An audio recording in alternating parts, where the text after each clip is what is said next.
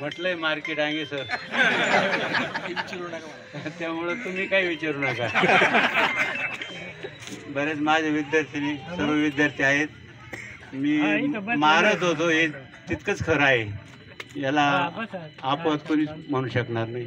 कारण मी ज्या वर्गात जायचो आणि जो विषय शिकवायचो तो विद्यार्थ्यांना अवगत झाला पाहिजे, विद्यार्थी त्याच्यात पारंगत असली पाहिजे, एवढीच मनामध्ये माझी इच्छा असायची. आणि मुलांनी होमवर्क केला नाही, सूत्रपाठ केले नाही तर मग मी त्याचं कामच करायचं.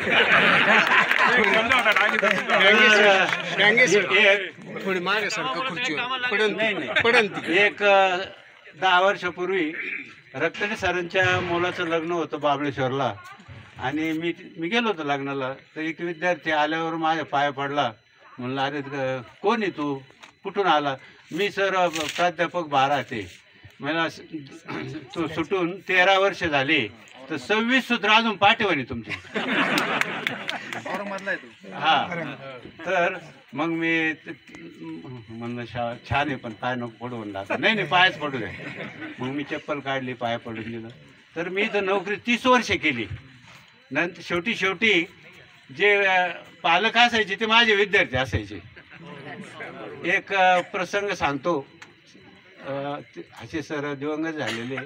एक पालक आला आणि हासे सरांनी मारलं होतं त्याला भाऊवर आणि सुजला होता त्याचा भाऊ. तो आल्याबरोबर का रे मारलं माझ्या मुलाला, तू हेडमास्तर म्हणून झालं का, काय इतकं शहाणं झालं का, बघा तुला हाडं मोडायला दिले का. शिपाई आला पळत माझ्याकडं. मी 8वी का 9वीच्या वर्गावर होतो. डांगे सर चाल ते पालक हास सरांना बोलू राहिले, लेखच तर करू राहिले. मग त्याचं आडनाव काय आठवत नाही मला आता. हा पवार. अरे म्हणलं पवार उभा काऊन राहिला, खुर्चीवर बस ना. नाही तुम्हीच बसा म्हणे सर, हे यानं माझ्या मुलाला मारलं त्याच्याकडे पाहतो म्हणे. अरे माझ्याकडे पाय ना, मी तुला गणित शिकवतो, इतकं मारतोय तुझ्या पोराला, तू माझ्याकडे पाय म्हटलं. नाही म्हणे तुम्ही अजून मारा.